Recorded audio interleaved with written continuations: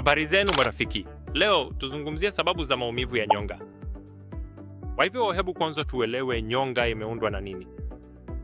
Kwa kawaida, nyonga yetu imeundwa na vipengele viwili. Moja ni sehemu ya mpira na nyingine ni sehemu ya soketi. Sehemu ya mpira inajulikana kama kichwa cha paja na sehemu ya soketi inajulikana kama acetabulum.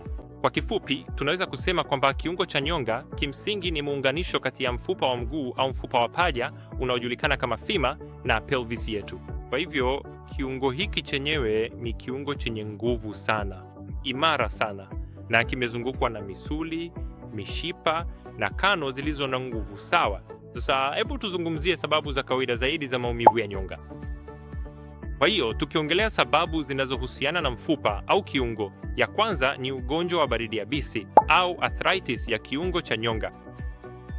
Katika hali hii, tabaka la gegedu la kiungo cha nyonga linaanza kuchakaa. Hii mara nyingi huonekana kwa wazee walio na umri wa zaidi ya miaka 60.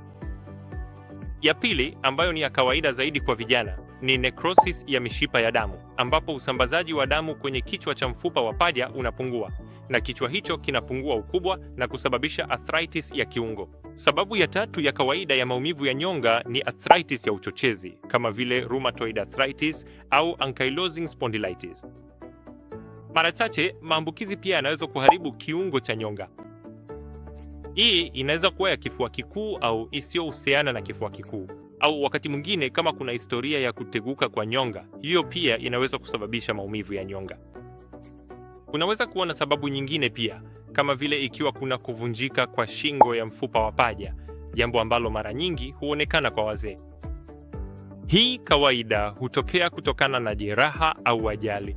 Kwa wanariadha au wagonjwa wenye osteoporosis, hata kuvunjika kwa shingo ya mfupa wa paja kutokana na msongo kunaweza kutokea. Hii pia inaweza kusababisha maumivu. Wakati mwingine mfupa uko sawa, lakini kuna tatizo kwenye tishu laini zinazozunguka kiungo cha nyonga, kama vile kwenye trochanteric bursitis, ambayo ni aina ya mfuko uliojaa majimaji, unaweza kuvimba na kusababisha maumivu. Pia, kama kuna tendinitis au kuvutika kwa misuli kama vile gluteus medius au gluteus maximus, hiyo pia inaweza kusababisha maumivu kuzunguka kiungo cha nyonga. Wakati mwingine maumivu kwenye nyonga yanaweza kutokana na tatizo linalohusiana na mgongo wa chini pia, ambalo linajulikana kama maumivu ya radicular. Kwa kawaida, maumivu ya kiungo cha nyonga huanza na maumivu kwenye kinena au sehemu ya ndani ya paja. Hii inaonyesha wazi tatizo la kiungo cha nyonga kama vile ugonjwa wa arthritis au avascular necrosis. Kama maumivu yako kwenye sehemu ya nje ya mfupa wa nyonga, ambayo ni eneo la trochanteric bursitic, hiyo inamaanisha ni kwa sababu ya uvimbe kwenye trochanteric bursa. Hii kwa kawaida iko kwenye sehemu ya nje ya paja, inayojulikana kama sehemu ya pembeni. Kama maumivu yanatokea wakati wa kutembea au kusimama, mara nyingi ni dalili ya mwanzo ya ugonjwa wa arthritis. Kama kuna ukakasi na unapata ugumu kuvaa viatu au soksi, basi hiyo ni dalili ya arthritis iliyoendelea. Wakati mwingine kuna hisia ya kukwama au kubonyea kwenye kiungo. Hii huenda ni kwa sababu ya kitu kilicho huru ndani au kuchanika kwa labrum. Kwa hiyo kawaida, ukiwa na maumivu ya kiungo cha nyonga, daktari wako ataomba upigwe X-ray au MRI. X-ray inaweza kugundua vizuri mambo kama AVN, mifupa iliyovunjika, mabadiliko ya umbo au arthritis katika hatua za baadaye. Kama X-ray yako inaonekana kwa kawaida, basi MRI inaweza kuhitajika ili kugundua mapema avascular necrosis au kuchanika kwa labrum, na wakati mwingine pia kupotea kwa gegedu.